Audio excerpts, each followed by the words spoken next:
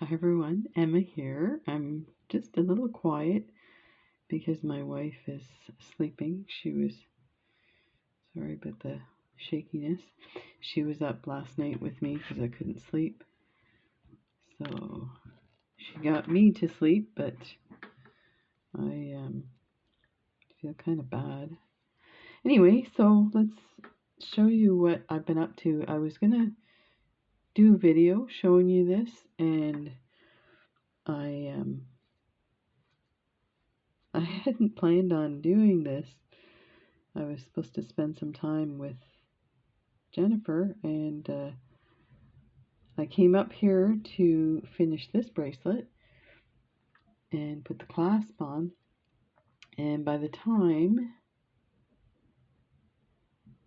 I was ready to go back downstairs to do something with her, she was already in bed and napping, so I decided to go ahead with this, and now I'm kicking myself that I didn't do it on camera because it's turning out really nice, but I definitely think we're going to do some more of these. Anyway, let me show you this one. This is so easy to do. These are very inexpensive tube beads that I got on, and I apologize, I'm also doing making some blackboards with these huge pieces of thin paneling that I had done this before, but it didn't. Well, I used it and then I got tired of it, so I took it off the wall because I had them on the wall. I did all kinds of huge murals with pastel and stuff like that. They were really beautiful, but so I'd taken them down, but I thought, because I had them in two pieces for one big mural, I decided I really need to have a list, an ongoing list that I can just erase and come on, rather than flip through pages of a journal and stuff like that.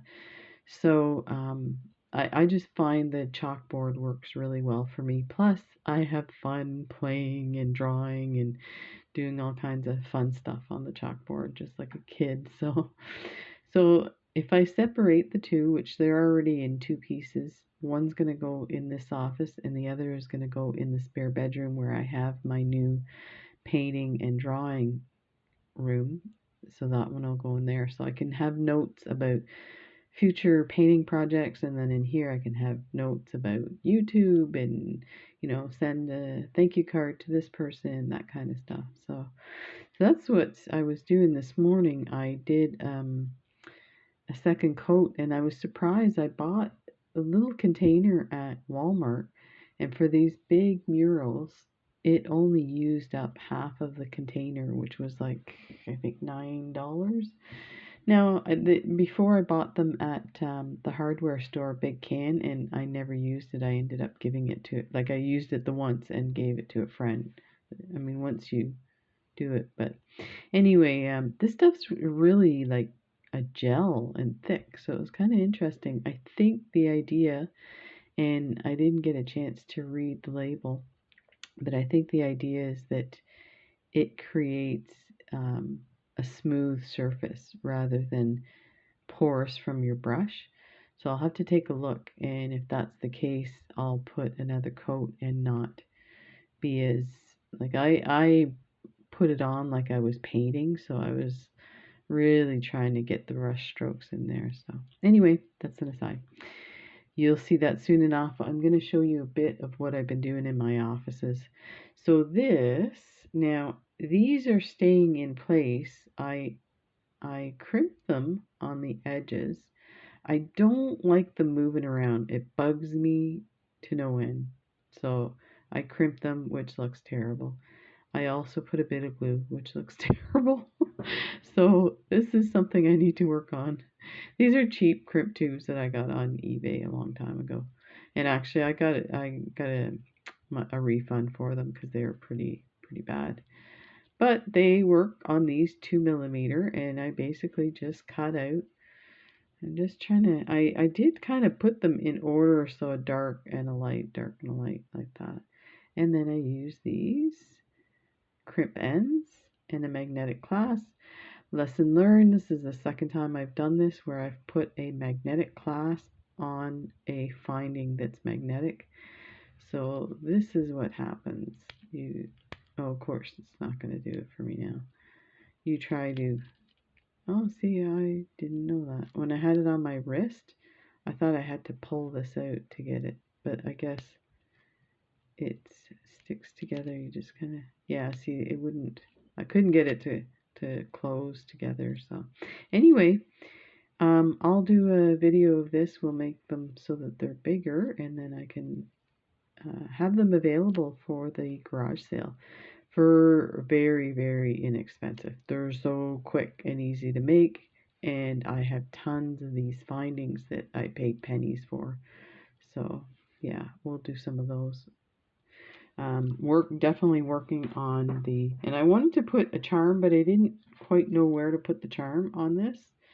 So I was going to put it here, but then again, now these aren't magnetic, so it's not a big deal. But I did put this together, and at some point that will get attached to something. So that's one of those flowers, and I had these beautiful tulip or rose beads, and there's a Swarovski crystal. It's hard to tell, it's not very shiny in this light. I've got too much light on my subject. I'm always paranoid there's not enough light. Here's the other thing that I made. So I used one of these star clasps, and this is that second to last bracelet that I did for the giveaway. And instead of doing a picot on the Super Duos, I put 4mm bicones, and they are slightly tight and will pop to one side. So I was really careful to kind of pull it so that it would sit flat. I would probably go with a smaller one, although I just love the way they look. And these, I wish I could remember the name. They didn't have a tag on it. And it's kind of got this tortoiseshell look to it. It is a bead that I got at Art Beads. So it's, I'm sure it's Czech. Yeah, if you guys know, I'll have to do a search on my in my orders to, that was a bit of a mess. On my orders to order some more. They're beautiful. But I felt like that. I mean, if you look at it this way, right? Kind of looks like, now you could put green here, and then it would look like a sunflower. But my idea was that these are the petals of the sunflower. So it's kind of, what do you call that? Oh, when you cook, but you take the elements apart and serve it that way. I'm sure somebody will tell me what that is. Deconstructed. So it's a deconstructed sunflower. Anyway, those are Swarovskis. Woohoo! They're so beautiful. This turned out really nice, and this was inspired by this button here. So I have these colors here. So I have purple, and I have this kind of coral color and some yellow, a bright yellow with some AB on it that I'm going to make one of these with. So you're going to see these a bit, and you're also going to see, I'll just put that there for now. I haven't done I should do this right now, but my computer's not on. So hopefully you guys don't mind waiting. We will do this with a bracelet making situation. So this is the one for this week, and this is the Wimbledon bracelet. And I have to tell you how amazing these are. It's kind of hard to get that,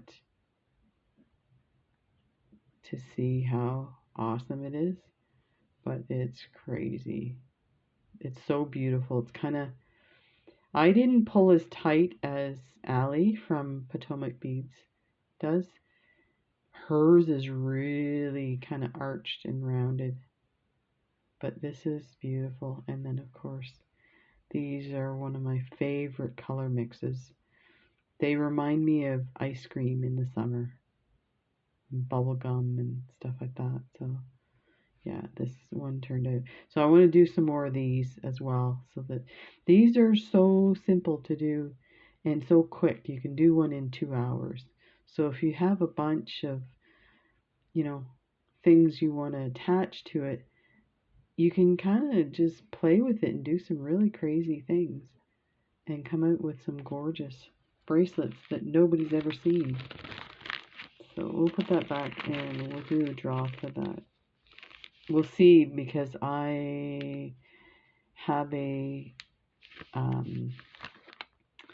colonoscopy scheduled for Monday, so tomorrow's going to be a bathroom day.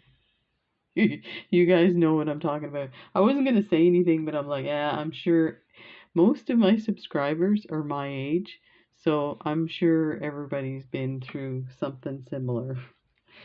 So anyway, here is, let's flip this way so I can show you what's going on this bracelet. So this was inspired by a Pinterest pin, and the idea was you use these drops, and they only used, so there's 3 strands here inside this. So you're using 3 strands all the time. You can kind of see. So you alternate. Now it's clear that they used, it's so funny, I have to say this. Look at the little faces. They're trying to escape. Let me go, let me go. That's my lights. That one's for you, Maria. Tell your son he's right. There's little faces on all my beads. They're happy faces. They're not sad. So there's 3 strands, and in the image they did a set of 4, a set of 3, a set of 4, and they nestled together. So it was about like this much. And then they had a rectangular bead. The rectangular beads that I have 2 colors.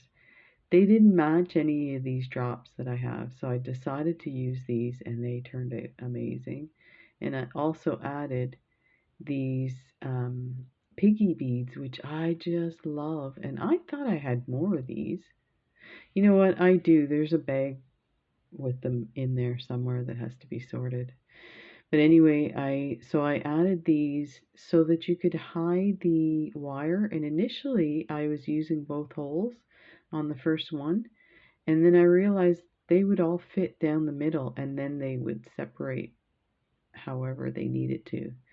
So I just stopped doing that second hole and left it open. And then used a bead cap to cover it, and I did that again here, to kind of hold the strands together so you don't see them as much, as well as I don't have any of these beads, so I decided to just use the bead caps. And I want to say thank you to someone, and I can't remember who it is. If you remember this comment, you were telling me about closing your bead caps, and that about using the fulcrum of your tools. And I know all about fulcrum because I studied physics, so I should have known better. So I'm using these, my new tools from Beadalon, and instead of using this area here to close, if you put your tool into this area, the larger area that's closer to this fulcrum, this is the fulcrum, that's where everything swings on each other, you get more power in the tool, and it's a more even power, and it's a more controlled power. So my bead caps, now I could probably fix that a little bit. Some of them it's to do with the cap itself, but for the most part they turned out really nice. Like that's almost perfect. You could go a little further, but you know what? I don't want to crush any glass beads. I've done that. So So thank you for that suggestion. And it's something I knew, but I just, you get going and you forget about it. So anyway, let's go and see. Then I did add another one of these, and it was way too long. So I was like, okay, do I make it into a necklace? Like, no, I'm making a bracelet. So I took it off, and then I thought it's gonna be too short. So I added this beautiful Swarovski crystal, this honkin' one, and a couple of these bead caps, and guess what? It's still too big. So this here is 8 inches. So I thought that when I added, because I wanted to add 2 more strands. So in the picture, they had 3 strands of these. So not only 3 of these here, but the actual full thing, they had 3 of them, and they had them kind of twisted on each other. It looked amazing. So I thought I'm going to put some beads that match, and I'm going to shorten them so that these shorter ones will be the length of the bracelet. So that's what I did, and when I put it on my mandrel, it's still 8 inches. So, like, this part here is still 8 inches, even though it's shorter than this one. So then, my last resort, I was like, oh, you're silly. Well, I wasn't even thinking of this. Twist it, right? So, and it looks nicer too. So I'm going to twist it, and I have 1 more strand to go. So the 3rd strand is going to keep everything. Let me see if I can get this. I might have to, I've seen people do this where they turn it in on each other and that holds it in place.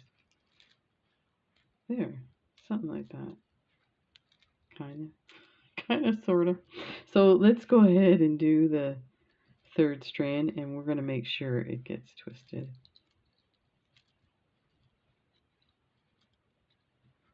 So and then we can talk a bit. So this is the strand that I'm going to add. I think I'm just going to, I'm not going to put any spacers with that. So we need a few of those.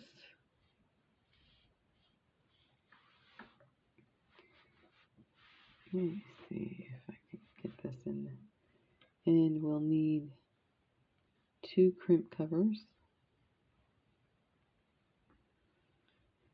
And let's see which one's the longest strand here, because I had some short strands. I had way too long on the other, so let's see.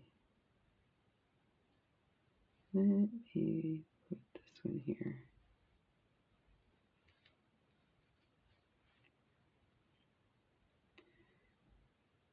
So I am kind of tired, even though I slept more than my wife. The drugs that they're giving me is just disgusting. But it's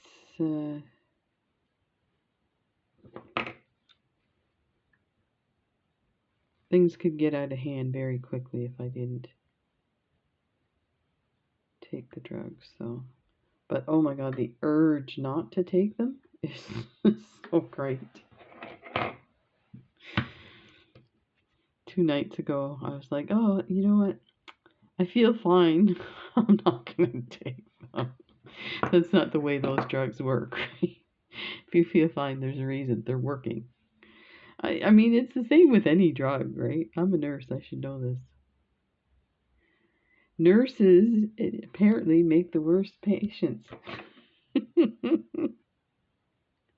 And I know that's true. I am living evidence of the sort. So I'm going to put my bead cap on right away. I just find it makes it easier to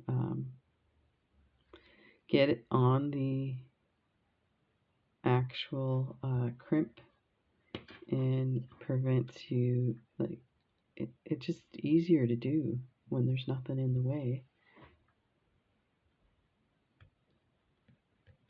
Look at how nice this is. That's the other thing I want to do with the chalkboard, is to write people's names, because I forget. Oh, I'm so terrible. But again, that's the drugs. See the drugs. Okay, so these were like strands that were $1, and they're 50 on here. Actually, you know what? I think these are 100. Let me see what it says. So these are 4mm opaque turquoise Picasso, made in the Czech Republic. Didn't say how many. Let me do my trickaroo. Yeah, there's definitely 100 on this strand. So when I see 50 or 100 and it's $1, I'm like, yes, I'll take it. I'm gonna have some bead soup by the end of this. Can you tell? Normally what I do is I count out how many I'm gonna need, and then I hold my finger on that count, and then I cut the thread or this plastic stuff at the knot, and then I can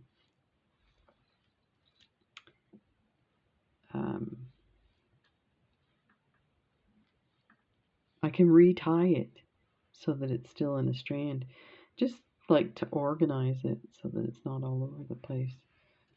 So I'll just start threading these ones on. And I think once I get the length that I want, then I'll weave it through the other two.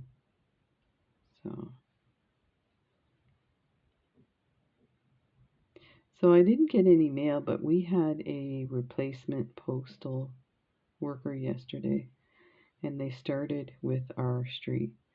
So we're at the end of the road. Like, there's a few streets further, but I don't know. I think our street, like, there's more than one carrier for this area, but we're near the end of, like, when you drive down our road and you turn left, if you drive down that road to the end, you end up in the ocean.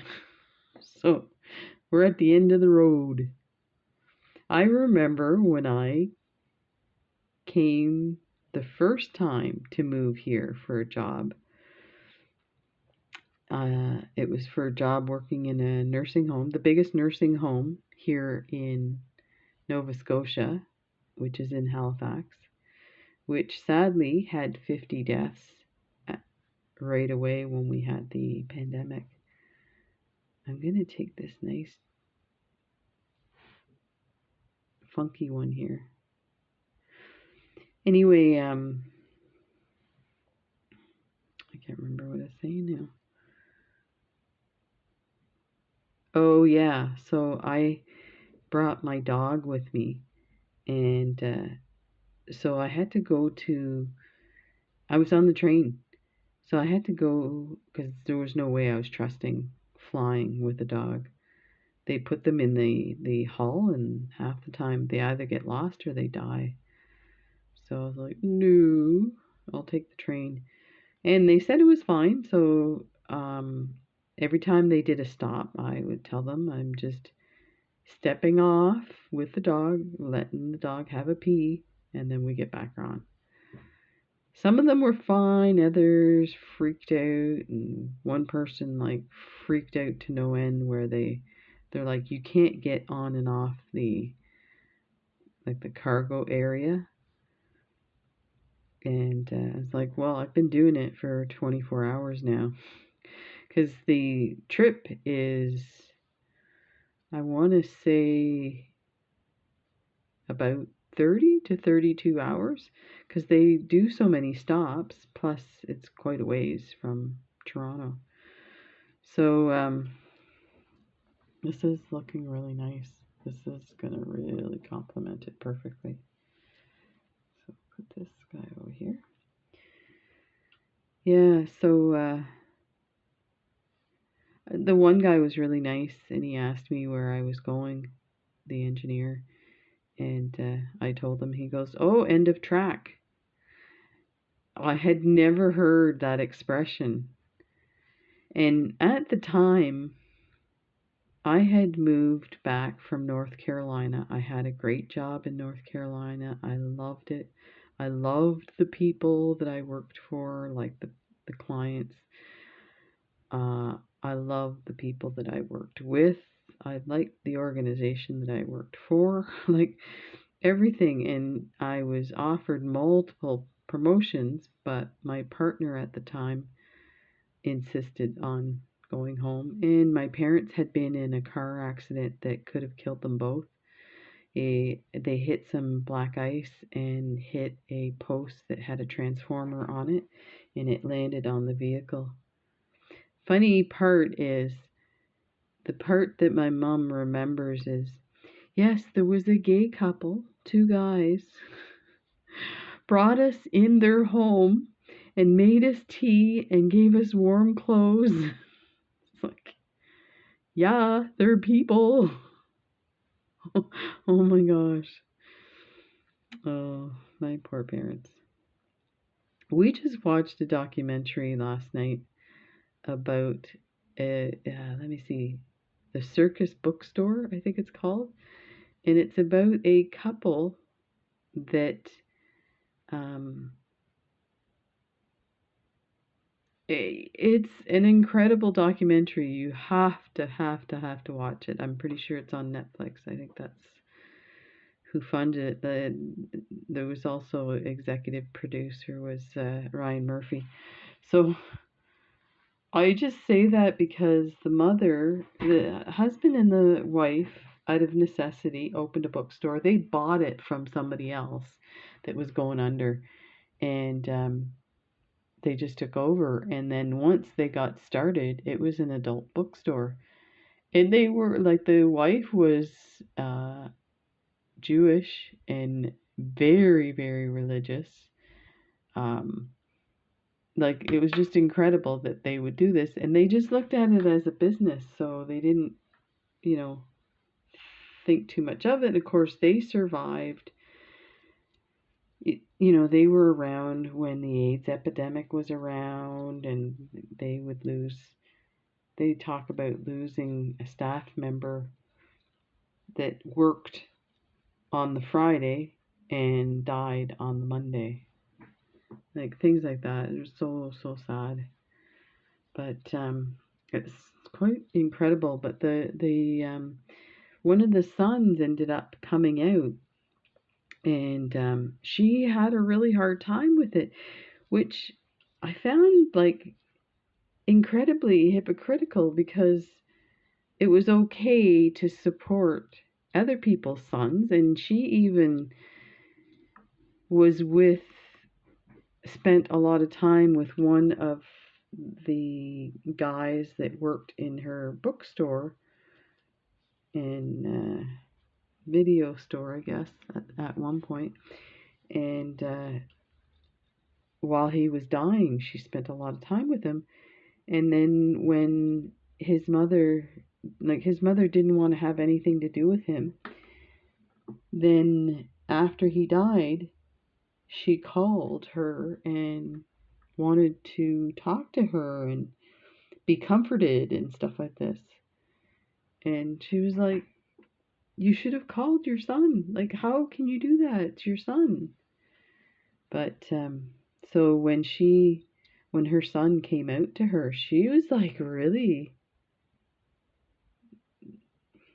I don't want to say not tolerant, but she had a hard time and gave him a hard time.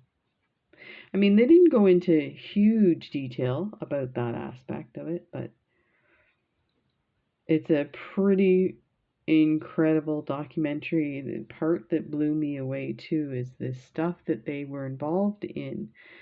The husband was an engineer and worked on 2001 A Space Odyssey in special effects, and worked on Star Trek for years and years and years.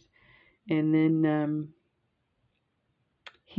one of his sons needed dialysis, and I think he gave him a kidney to save his life. And so then he ended up on dialysis, and I guess they had a dialysis machine at home. So I just took some off because I feel like it's too long, and I still feel like I need 2 more off of here. I may have to restring this. I just want to make sure I'm getting what I need here. So he almost died because a tube broke while he was getting the dialysis, and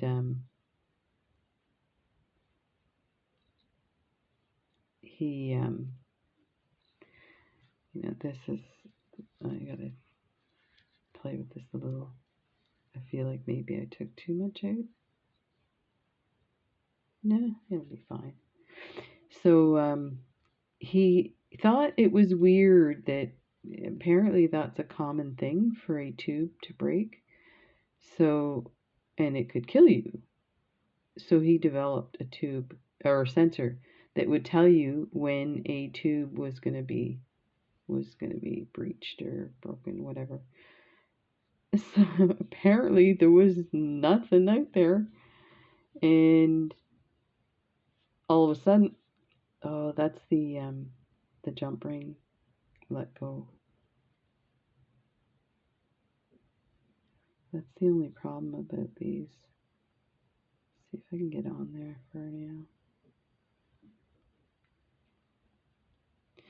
So yeah,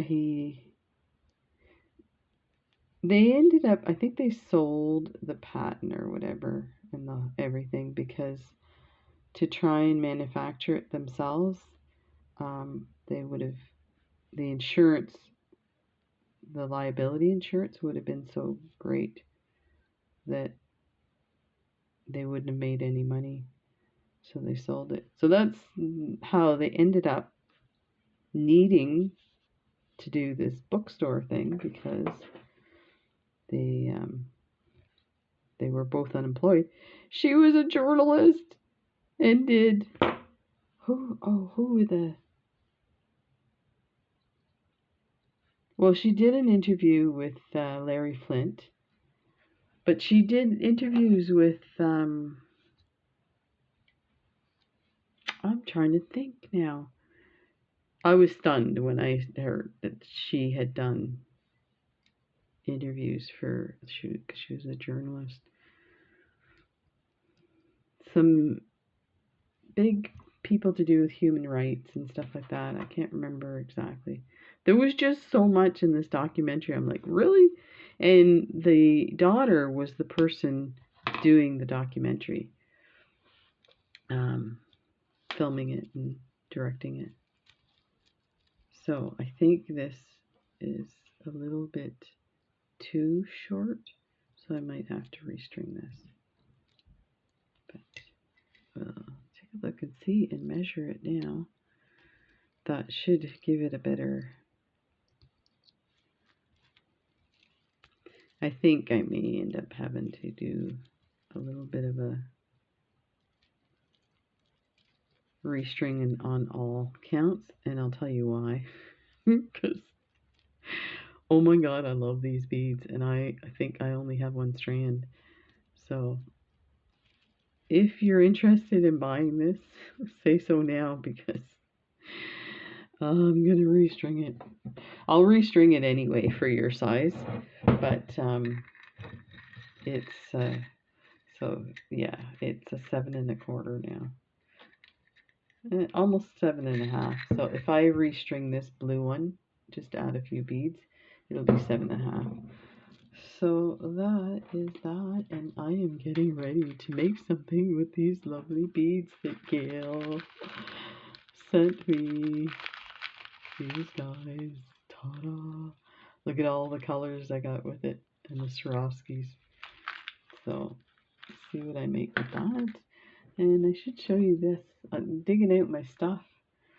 So I started this, and then I was doing some rays coming out, and I didn't like the way it looked. Here's the other thing. I'm going to have to go in with a marker, because I use this stiffy white stuff, not thinking that I needed, like, to put beads in there is going to be impossible. so I'll have to color it in.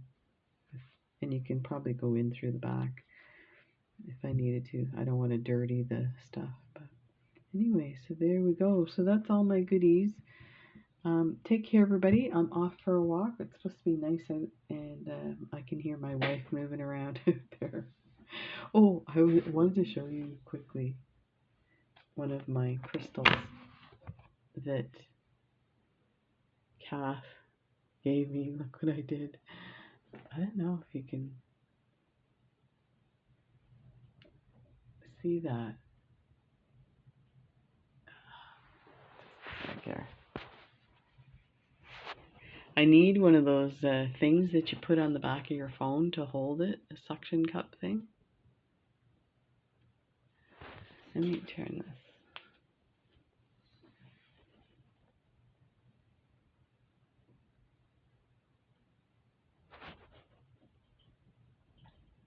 Yeah, it's just there's a lot of light, so here, let me do this.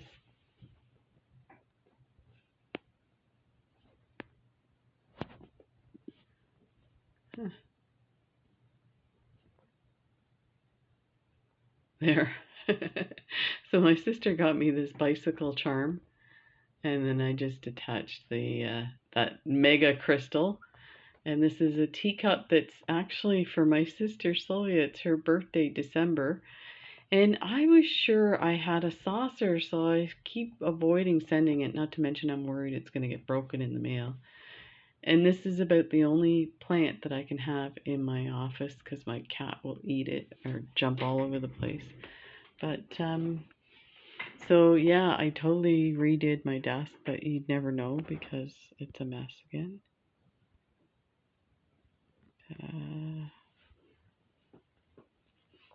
It's getting crazy in the house. Oh, let's reduce this so you can see everything.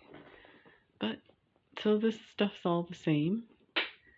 And this is the garage sale stuff, so it's starting to get organized.